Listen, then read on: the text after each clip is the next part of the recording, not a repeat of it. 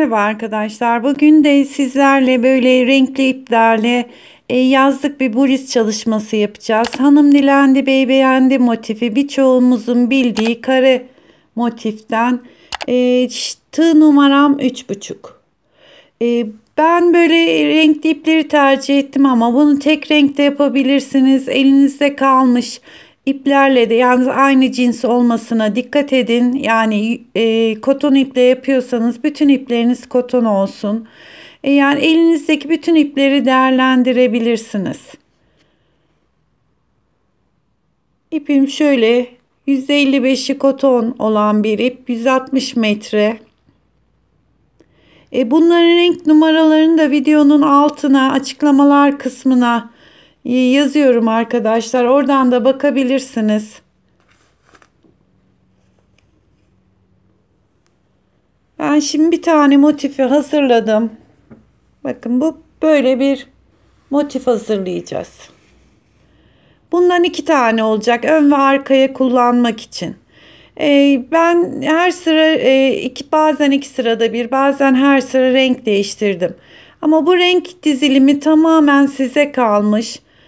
Yani tek renkte yapabilirsiniz, iki renkte yapabilirsiniz. Çünkü bu motifte istediğiniz renklerle oynayabiliyorsunuz. Şimdi orta kısımdan başlayacağız ve bu şekilde devam edeceğiz.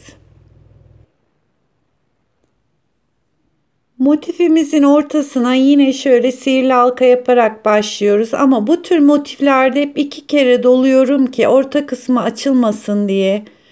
Şimdi şöyle girdim. 1, 2, 3 zincir çekiyorum. Buradaki yaptığımız halkanın içine giriyorum.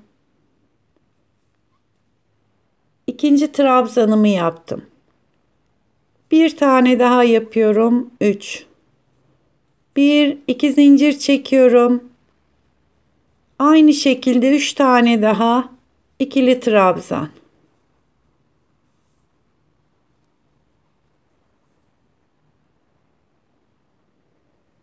Tekrar 2 zincir. 3 tane daha yapıyorum.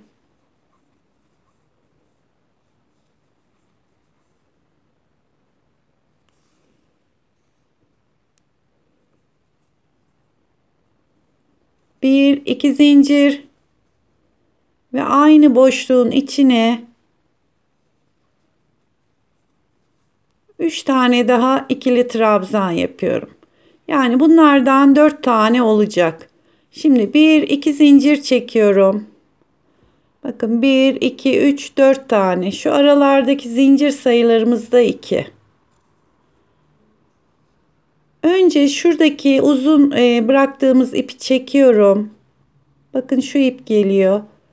Daha sonra o ipi şöyle asılarak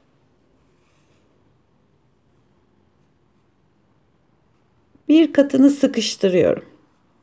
Daha sonra da uzun ipimizi çekiyorum. Gördüğünüz gibi ortası son derece sağlam oldu. Şimdi ilk yaptığım zincirin tepesine giriyorum. Ve burada bir zincir çekip ipimizi kesiyoruz.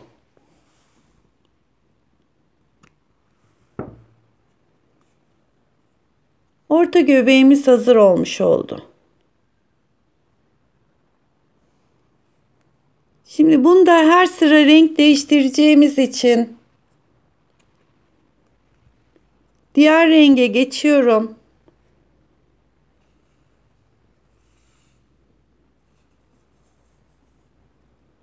Önce ipime bir tane zincir atıyorum.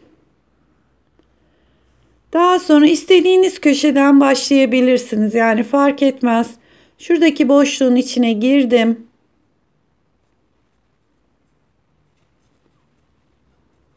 Üç tane zincir çekiyorum ve buradaki boşluğun içine önce 3 tane ikili trabzan. 1, 2 zincir çekiyorum. Yine aynı boşluğun içine şu ipi de saklayalım arkadaşlar. Şimdi köşelerimizi oluşturuyoruz.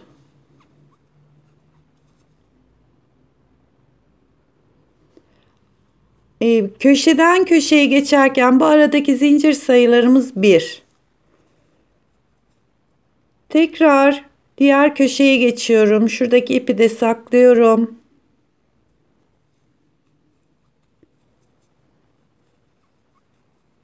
Üç tane de bu köşeye trabzanımı yaptım. 2 zincir, aynı boşluğun içine 3 tane daha.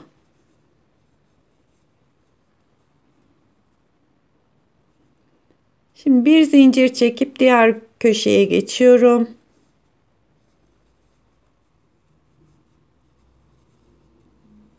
Üç tane yaptıktan sonra 2 zincir, tekrar aynı boşluğun içine 3 tane daha ikili trabzan. Bir zincir çekiyorum diğer köşeye.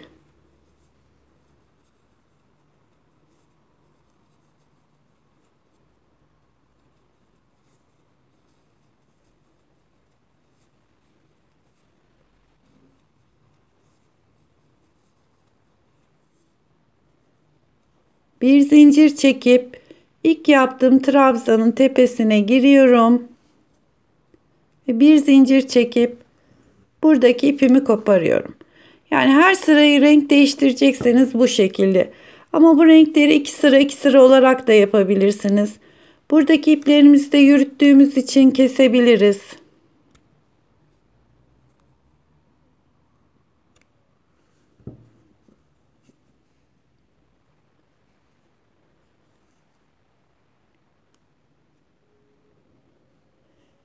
Şimdi yine renk değiştiriyorum.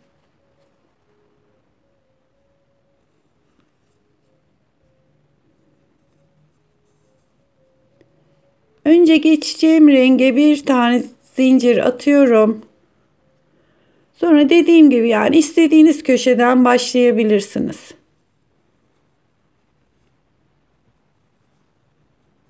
Bir, iki, üç zincir çekip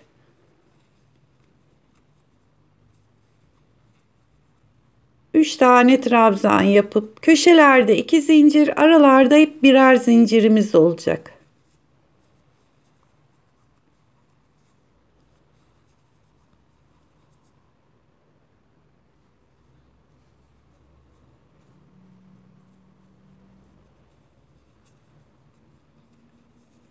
Şimdi buradaki tek olan boşluğun içine sadece 3 tane trabzan yapıyorum. Yine bir zincirle köşeye geçiyorum.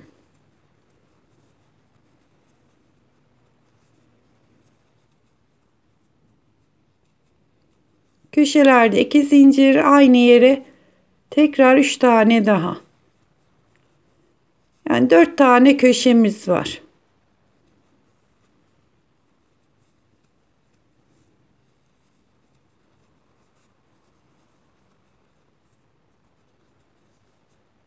Bir zincir, köşe noktasına geçiyorum.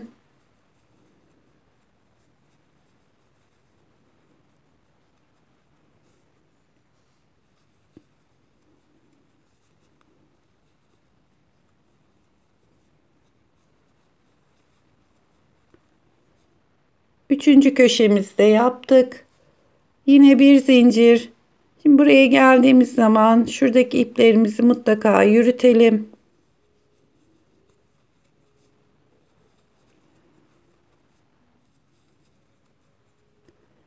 İçine sakladım. Şimdi bir zincir, yine köşe noktasına geldik. 3 tane yaptıktan sonra 2 zincir ve aynı boşluğun içine tekrar 3 tane daha. Bir zincir.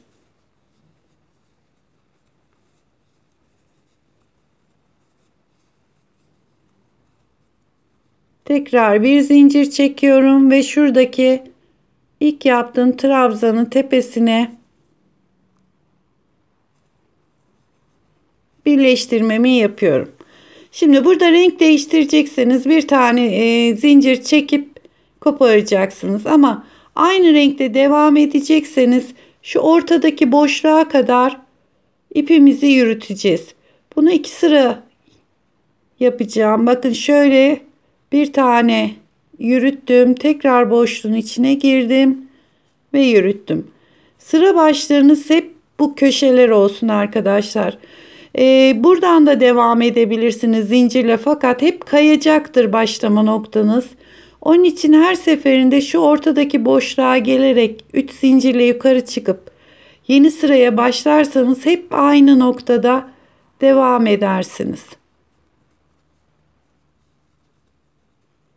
3 zincir, 3 tane trabzan yaptım. 2 zincir ve köşelerimi hep çift yapıyorum. Bu aradaki zincir sayılarım 1,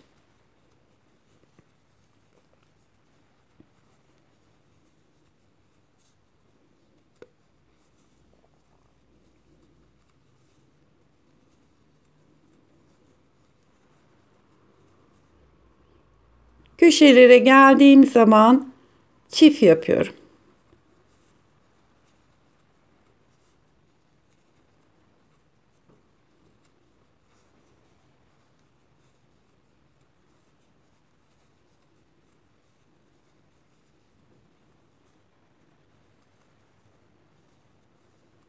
Ve bu şekilde motifimiz köşelere çift yaparak kendiliğinden zaten büyüyor.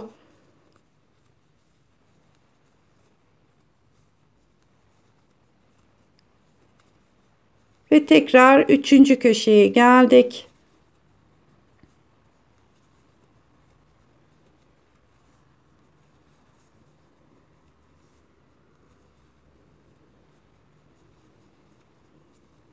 Aradaki zincir sayılarımız 1. Bakın bu şekilde döne döne bütün motifimiz oluşana kadar, istediğimiz ebata kadar devam edeceğiz. Renk değiştirmeyeceksek ipimizi ilk sıra buraya dolgumuzu yaptıktan sonra ilk zincirin tepesine birleştiriyoruz. Araya kadar yürütüp şuradan yukarı çıkış yapıyoruz. İp kopardığımız zaman istediğimiz köşeden başlayabiliriz. Bu şekilde şimdi ben buradaki renkleri takip ederek yapacağım. Şurası tam orta noktamız. 1, 2, 3, 4, 5, 6, 7, 8, 9, 10, 11, 12, 13, 14, 15. 15 sıra olana kadar bu şekilde bu renkleri takip ederek motifimi tamamlayacağım. Şimdi 2 tane aynı şekilde parça hazırlıyoruz. Ben bunun bir de santimini vermek istiyorum.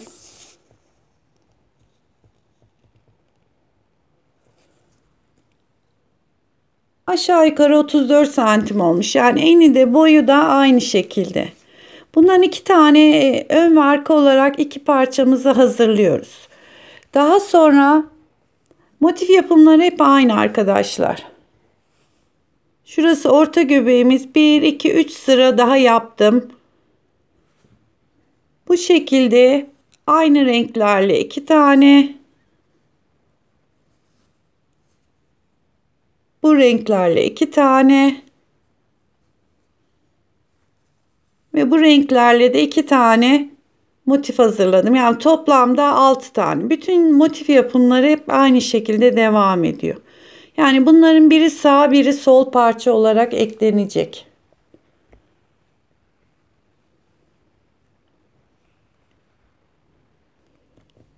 Şimdi buradaki motifimin birini şu araya ekleyeceğim.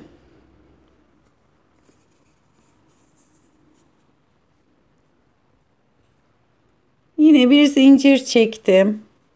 Dediğim gibi herhangi bir köşeden başlayabilirsiniz.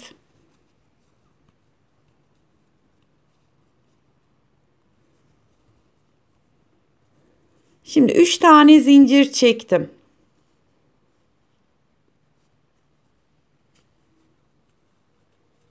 2, 3 tane trabzanımı yaptım. Bir tane zincir çekiyorum. Önce buradaki parçayı alıp şuradaki köşeye giriyorum. ya da zincirin içine de girebilirsiniz. Ve bir zincir daha çekip aynı boşluğun içine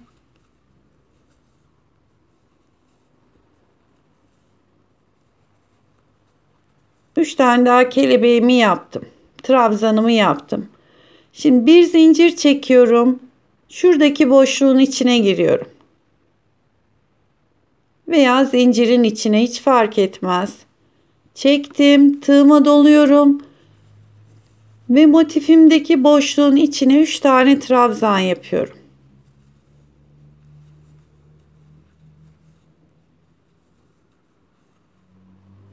Ve bir zincir çekiyorum. Sıradaki boşluğa geçiyorum.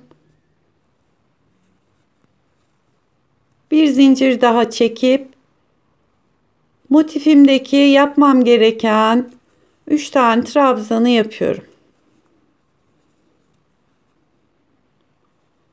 Bir tane zincir çekiyorum. Sıradaki boşluktaki zincirin içine girdim. Şöyle bir ekleme yaptım. Ve tekrar bir zincir.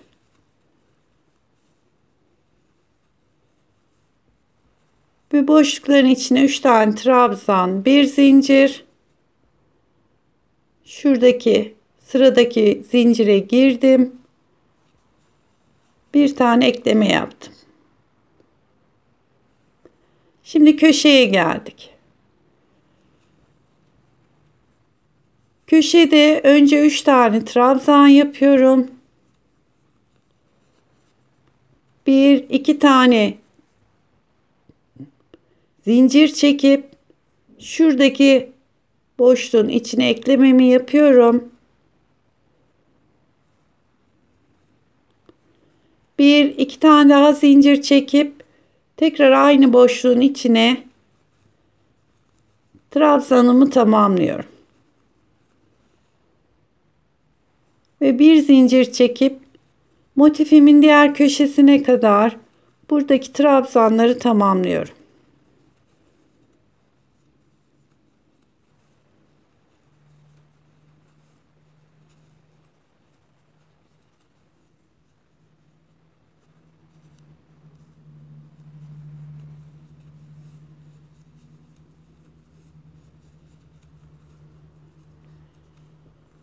Bir zincir çekiyorum. Şimdi köşe noktasına geldik. Önce 3 tane trabzanımı yapıyorum. 2 tane zincir çektim. Şimdi burada 1, 2, 3, 4, 5 tane, yani şu eklediğimizin arasında köşeden sonra 1, 2, 3, 4, 5. boşluğa ekleme yapmışız. Diğer motifimi alıyorum. Bunda da sayıyorum. Şu köşe noktasından sonra 1, 2, 3, 4, 5. boşluğun içine veya zincirin içine girdim. 2 tane zincir çekip köşemi tamamlıyorum. Yani buralarda iki parçayı birbirine motifle ekliyoruz. Bir zincir çekip yine aynı diğer boşluğa geçtim.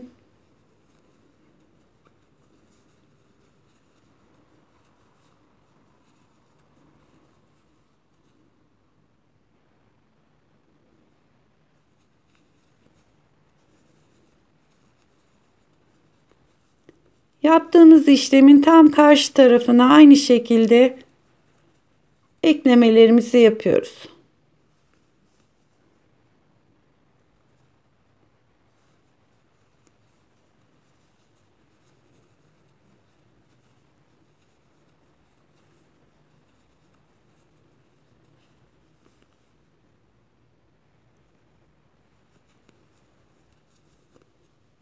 Şimdi köşeye geldik.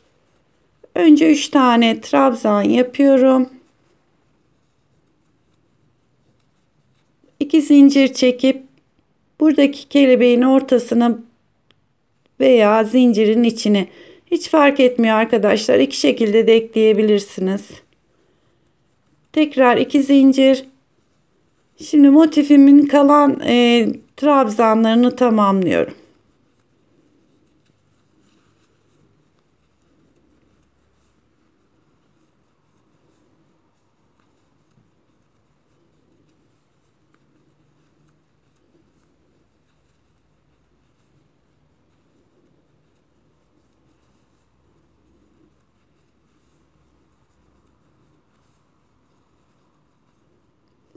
Ve sonunda bir zincir çekip ilk yaptığım şuradaki trabzanın tepesine giriyorum. İçinden geçiriyorum ve bir zincir çekip ipimizi koparıyoruz.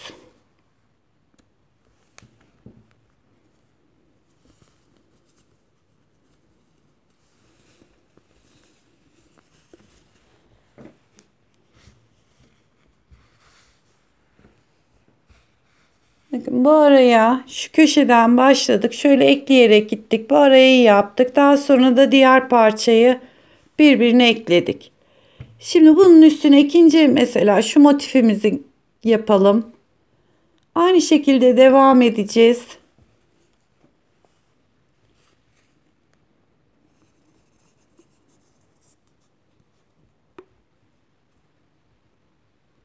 Bir tane zincir çektim.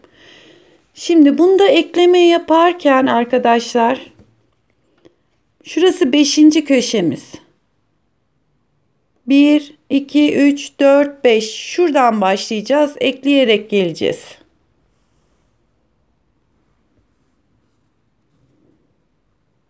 Buradaki köşe noktasına girdim. 3 tane zincir çekip önce bir 3 tane trabzanımı yapıyorum. Köşenin 3 tanesini yapıyorum. 2 zincir çekip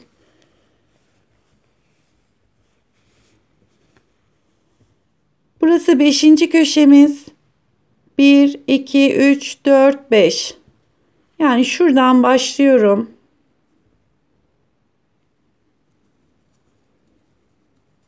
İki tane zincir çektim.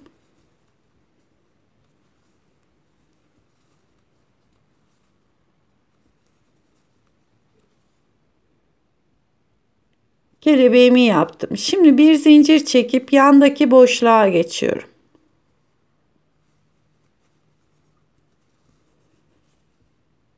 Yine bir zincir çektim. Motifimdeki boşluğa geçip bu sefer 3 kenar ekleyeceğimiz için bu şekilde başlıyoruz. Bir zincir, buradaki zincirin içine girdim.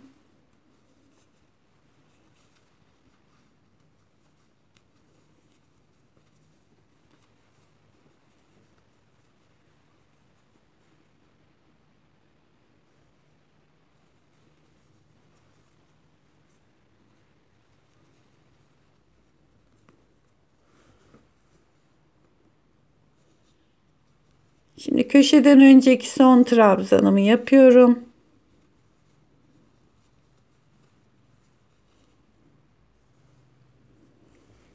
Evet arkadaşlar, yanlış saymışız. Bakın şurası şuraya gelmeliydi. Bir geriden başlayacakmışız.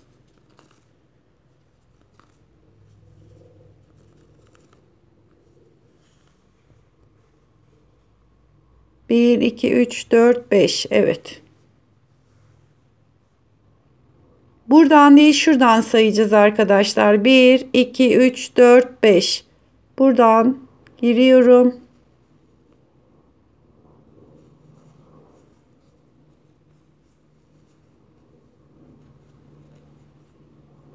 İçinden geçirdim. Aynı şekilde önce şu köşeyi tamamlayalım.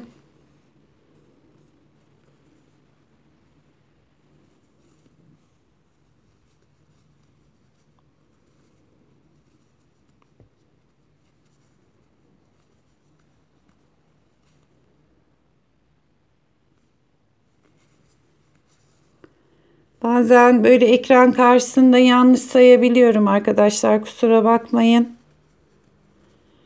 Zaten motifiniz denk gelmezse mutlaka bir sayıda hata yapmışızdır. söküp bir tane geriden başlayabilirsiniz.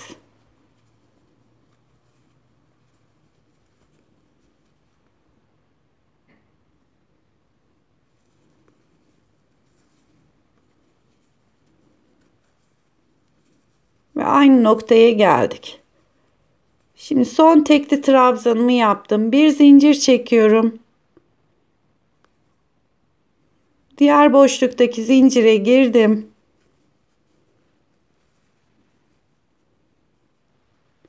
Şu ipimizi de saklayalım. Önce köşedeki 3 tane trabzanı yapıyorum.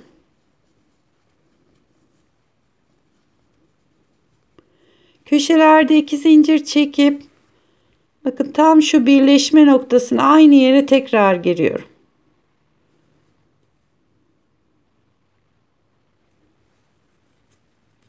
İki zincir çekip motifimdeki boşluğa geçtim.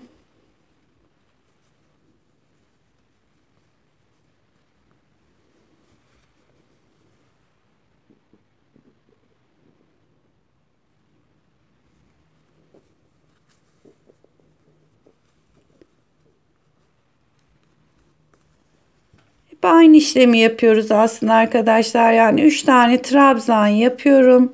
Bir zincir çekip şimdi şuradaki kenarı ekleyeceğiz.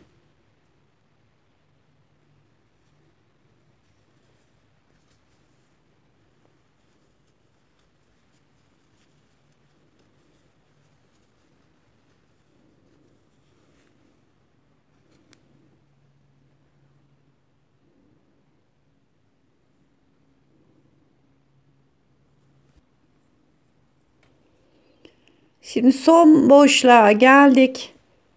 Oraya da trabzanımı yapıyorum.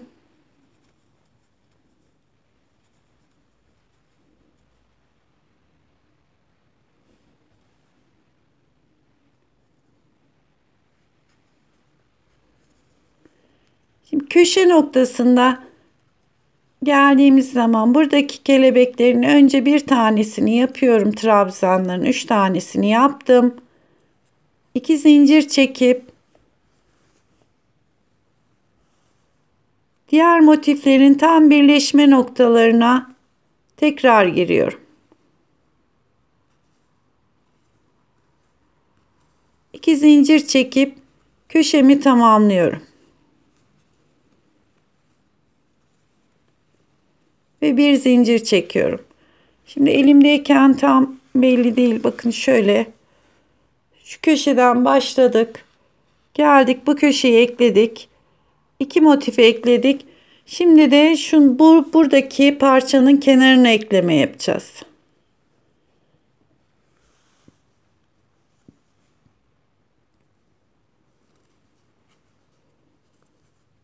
Yine bir zincir.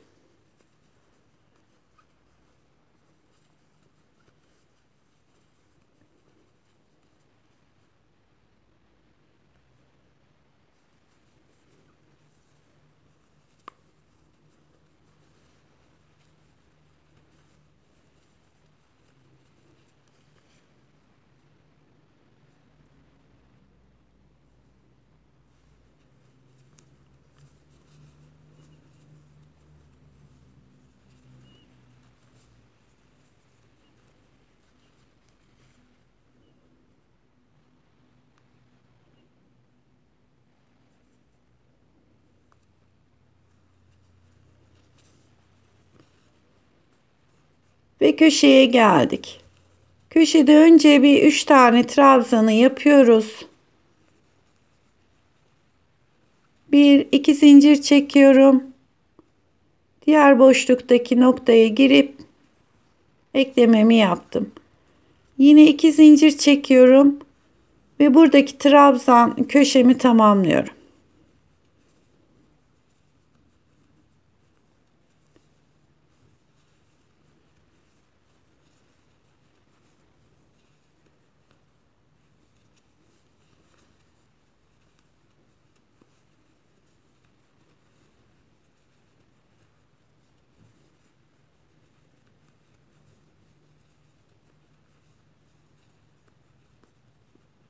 ve bir zincir çekip ilk başladığım trabzanın tepesine girdim, birleştirdim ve ipimi kesiyorum burada.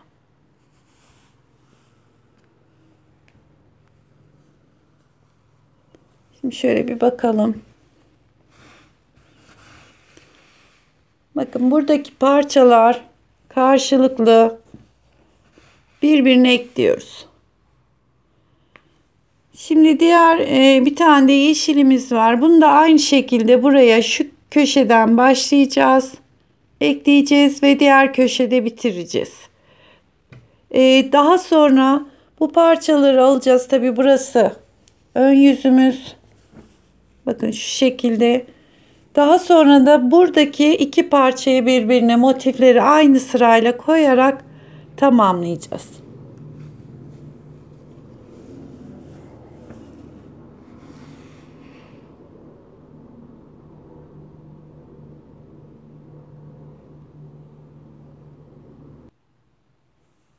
Motiflerimizi ekledik arkadaşlar. Bir tek şurada bir sıra eksikliğimiz var. Onu da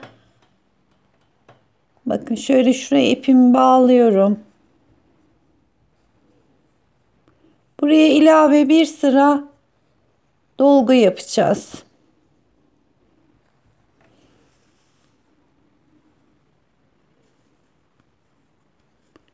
Üç zincirle yukarı çıktım.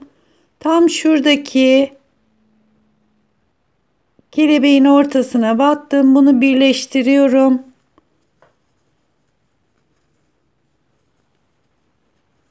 Üç tane dolgu yaptım. Bir zincir.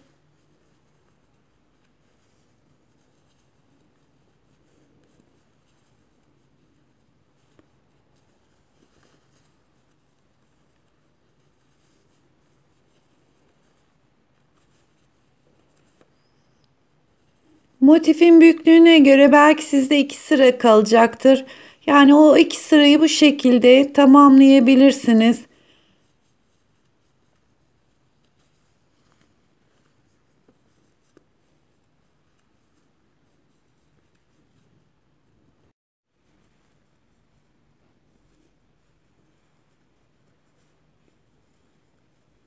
Üç tane yaptım. Yine şuradaki göbeğin ortasına girdim. Birleştirdim. Ve ipimi kesiyorum.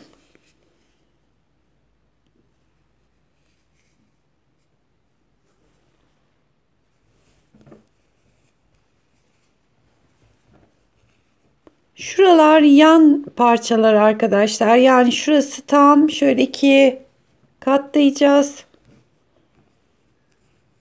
Yan kısımlarımız. Bu büyük parçaların biri ön biri arka. Şimdi bir de buna omuz askısı yapacağız. Yani enine doğru bir trabzandan parça öreceğiz. Ama isterseniz o kısmı da motifli yapabilirsiniz. Yani sadece küçük motiflerden oluşan bir parça yapabilirsiniz. Şimdi zincir çekiyorum. 25 tane zincir çekeceğim.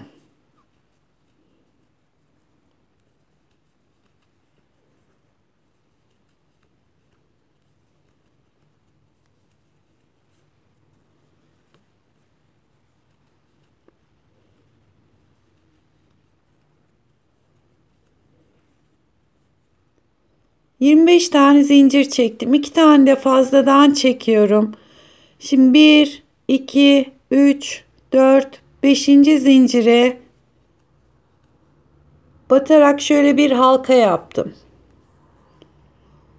Şimdi yanına bir trabzan, bir tane daha trabzan yaptım. Arada bir zincir, bir tane atlıyorum. Tekrar 3 tane trabzan yapıyoruz.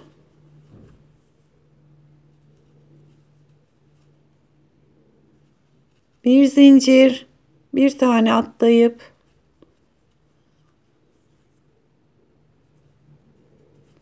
3 tane daha trabzan.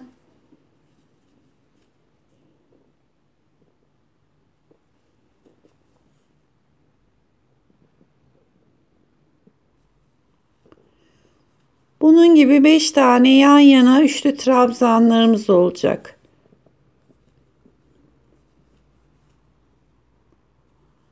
Bir zincir çekiyorum.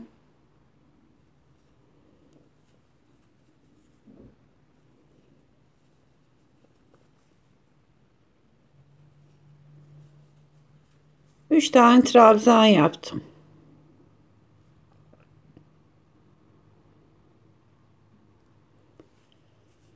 Şimdi 1, 2, 3, 4 zincir çekiyorum. Geri dönüyorum. Buradaki boşluğun içine 3 tane trabzan yapıyorum. Bir zincir.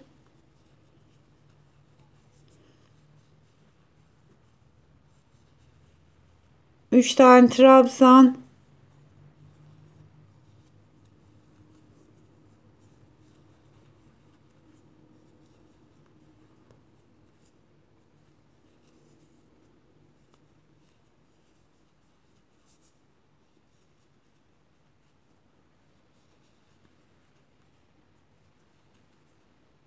Sondaki boşluğun içine de 3 tane trabzan yapıyorum.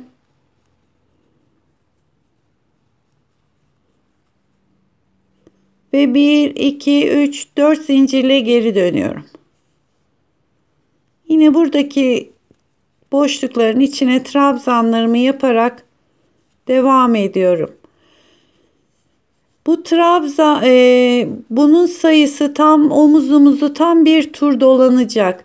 Yani hem motife eklenme yerleri hem de kolun üstüne kaplayacak kadar devam edeceğiz.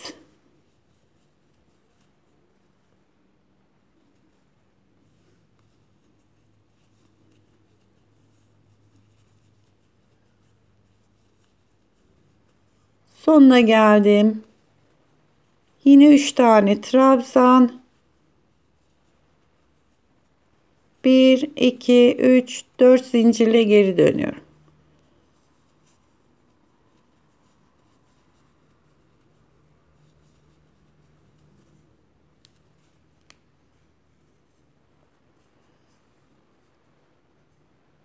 Şimdi bunu buradaki ilk boşluğumuz 1, bu da 2. Yani her boşluğu sayarak ortalama 60 tane trabzan yapacağız. Bunu da hesabını motiflerinizi yaparken arkadaşlar bakın şuradaki 1, 2, 3, 4, 5, 6, 7, 8, 9, 10, 11, 12, 13, 14, 15, 16, 17. 17 tane motifte eklenecek yerimiz var. 17 de arkada 34 tane. Kol üstü için ortalama 13 tane hesapladım ben. Yani 13, 13, 26 da kollar için ilave edeceğiz. Toplamda bir 60 tane böyle boşluklarımızı sayarak devam edelim. Evet arkadaşlar, ben şöyle bir parça hazırladım. Hatta ipimi de koparmadım, burada duruyor. Son sırasını ekleme yapacağız. Böyle uzunca bir parça hazırladım. Şimdi tam kolun motifinin şuradaki boşluğuna ipimi bağlıyorum.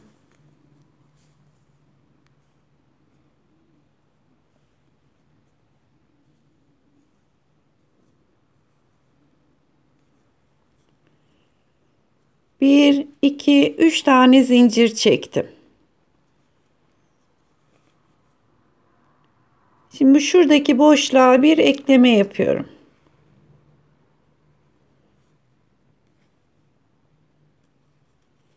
Üç tane zincir çektim. Artık motiflerimi yapıp şunu şuraya ekleyecektik. 3 tane de buraya zincir çektim. Bakın şu aradaki boşluğa ekliyorum. Ve buranın 3 tane trabzanını tamamlıyorum.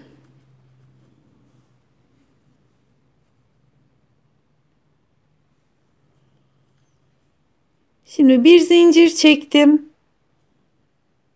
Buradaki boşluğa girip veya zincirin içine girdim. Bir tane daha zincir çektim. Bant kısmımızdaki boşluğa girdim. 3 tane yaptım.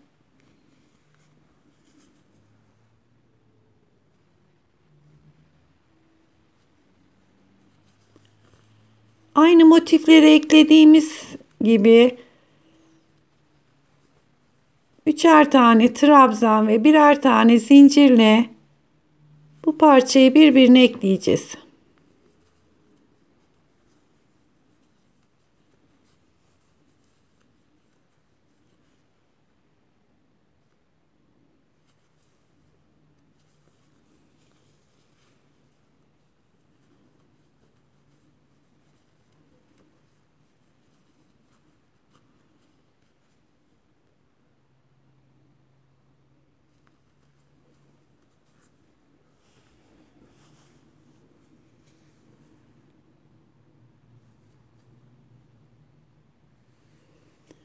Bu şekilde şu ön parçanın sondaki yerine kadar gelelim.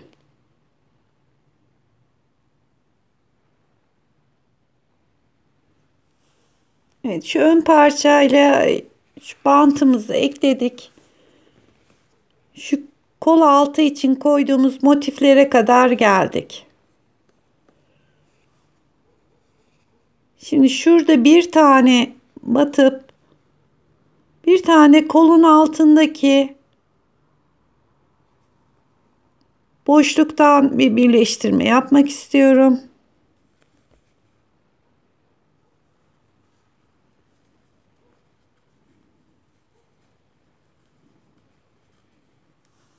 Şu şekilde.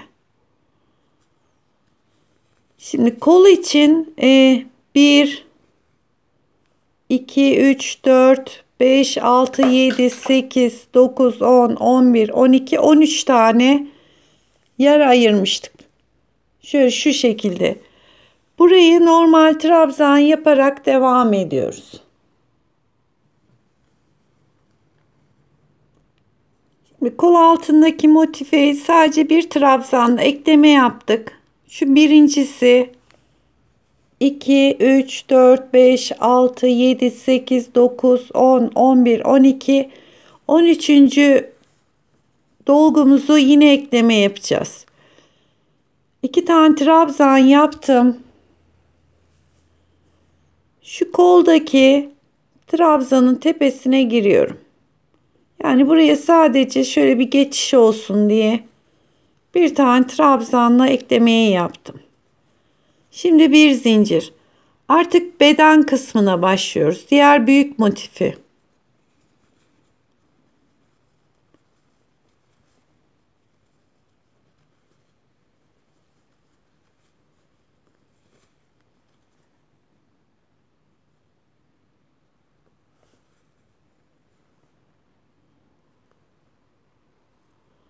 Evet, bedendeki ilk boşluğa girdim.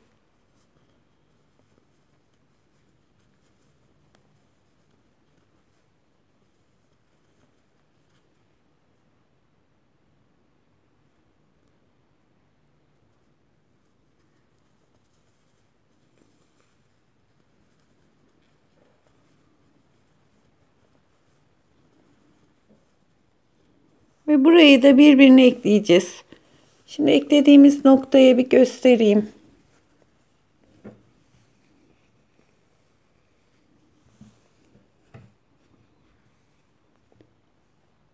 Bakın bedenle omuz kısmındaki bantı ekledik.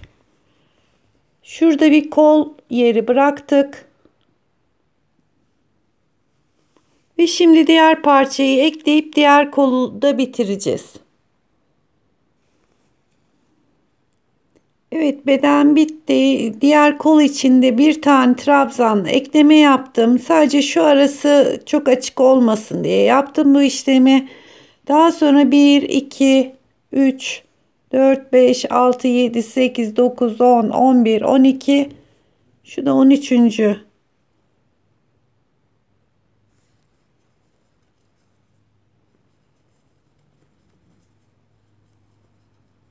dolgumuz. Bakın bunu da ilk başladığımız noktaya şu bir zincir çekmiştik. Oraya ekliyorum. Ve trabzanımı yapıp ipimi kesiyorum.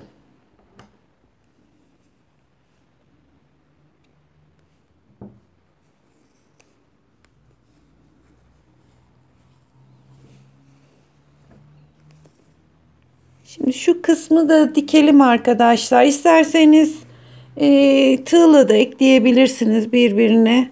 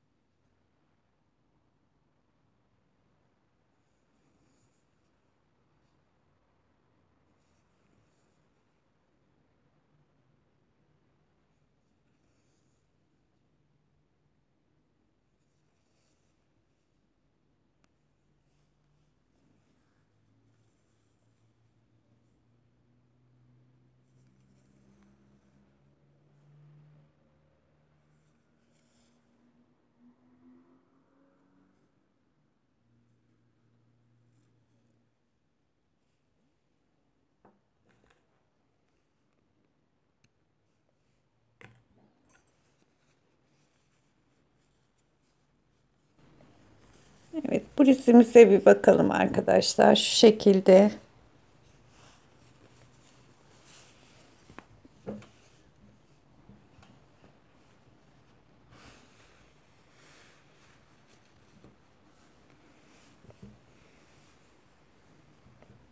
Bakın buralar kol yerlerimiz.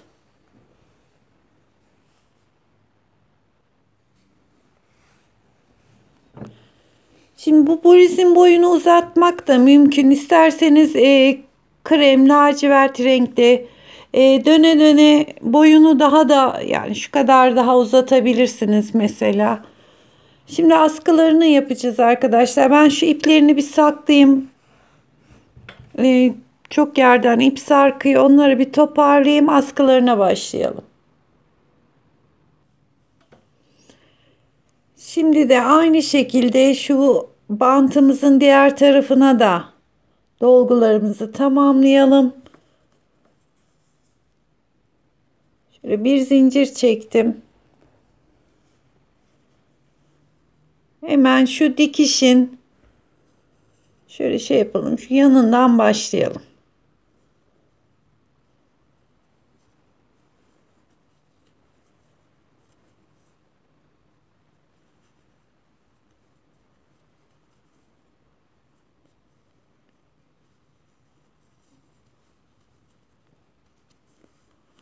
Bir zincir.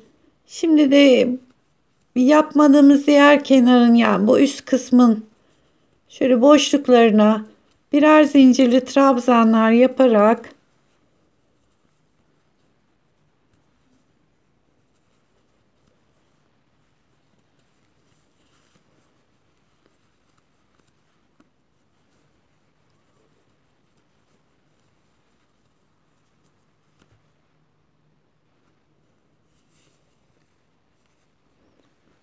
böyle tam bütün etrafının dolgu şeklinde gidelim arkadaşlar.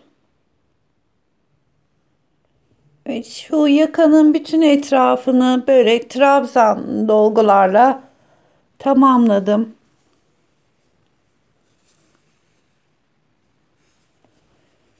Bu arada ben şu alt kısmına da bir sıra daha gittim. Yani sadece bir sıra. Şöyle bir düzelsin diye kenara bir sıra da alt kısmına trabzan gittim. Şimdi arkadaşlar şu kısımlara her iki tarafa da askı yapalım. Yani isterseniz buraya farklı askılar da kullanabilirsiniz.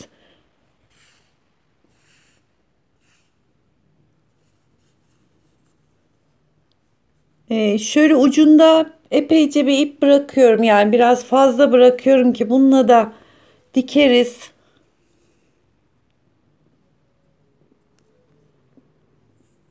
Şimdi bir kere parmağıma doluyorum.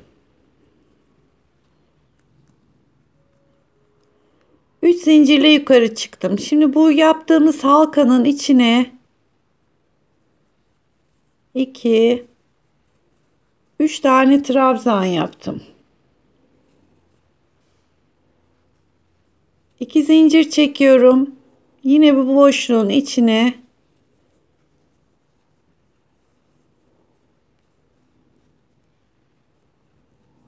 3 tane trabzan yaptım. Şimdi şu ipimizi çekiyoruz. Bunu da dikme ipi olarak kullanacağız. 3 zincirle yukarı çıktım. Dönüyorum. Buradaki boşluğun içine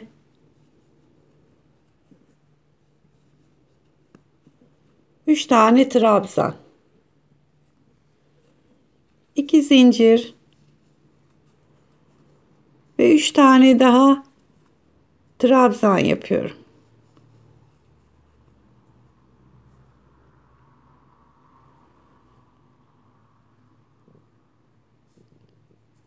Sonuna geldiğimiz zaman tığıma bir iki kere doluyorum. Sadece ilk sıra dolguya giriyoruz arkadaşlar, böyle kenarına girdim. 1 2 3 de yukarı çıktım. Tekrar 1 2 3 zincir çekiyorum, dönüyorum. Yine tam orta noktanın içine giriyorum.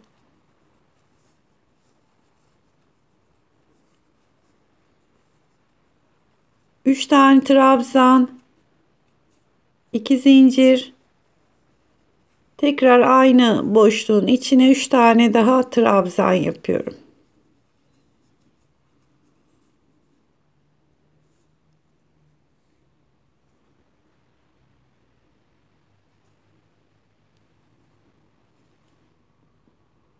Şimdi yukarı çıkmadan önce şöyle tığıma 2 kere doluyorum. Artık şu kenardaki boşlukların içine giriyorum. 3 1 2 3 zincirle de yukarı çıkıyorum. Dönüyorum.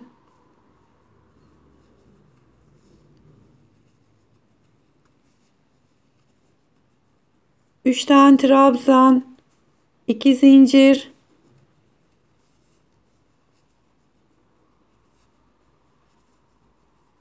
üç tane daha trabzan yapıyorum.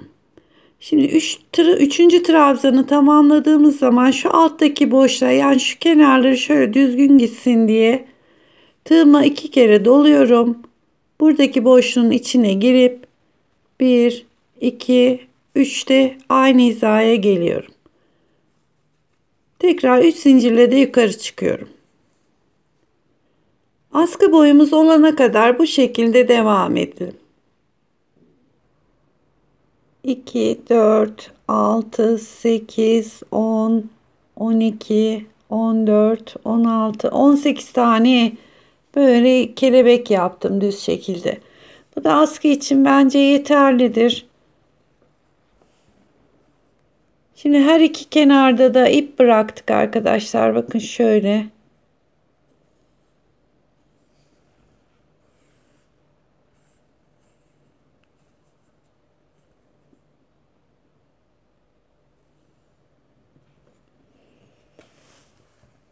Şimdi ben askının birini diktim şu şekilde. Aslında bunu giyip de askılarını ayarlarsanız daha muntazam olacaktır. Hani ben şimdi ortalama şu koltuk altından şöyle bir iki tane, şurası koltuk altı diyelim, bir iki tane girip şuraya dikeceğim. Ama dediğim gibi yani bunu aslında giyerek, iğneleyerek, işaretleyip de ölçü alırsak daha muntazam olacaktır. Şimdi şurayı bir tutturdum.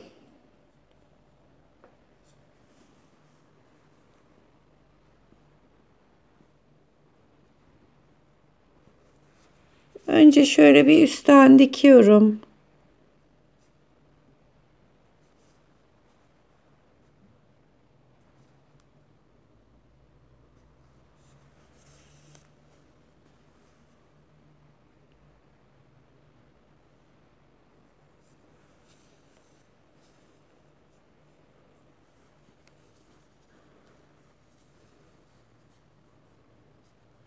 Tam yerini belli ettikten sonra arkadaşlar şöyle tutuyorum.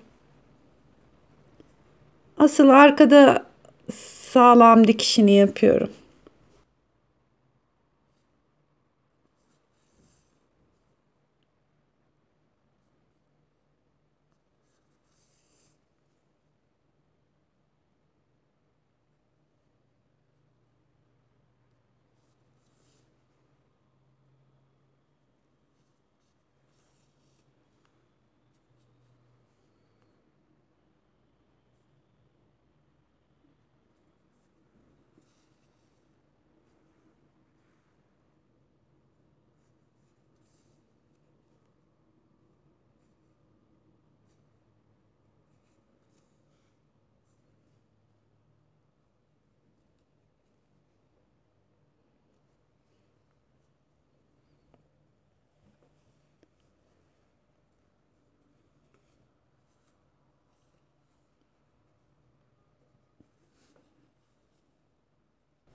Bu şekilde. Şimdi aynı şekilde karşı tarafına da bunu dikiyoruz ve bu bluzemiz bitmiş oluyor.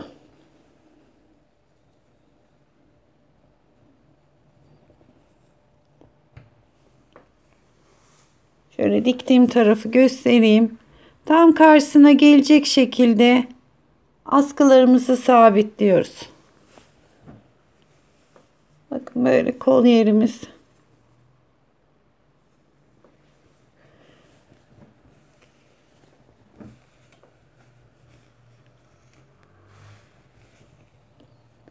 Bir de ben size şöyle bir en olarak santim vermek istiyorum. Yani bitince kaç santim olduğunu. Yaklaşık 38-40 beden çok rahat bunu giyecektir. 46,5 santim. Yani tam şuralara geldi. Boyu da 42 santim. Evet, yaz için çok güzel renkli böyle bir bluzemiz oldu. Yapacak arkadaşlara kolaylıklar diliyorum.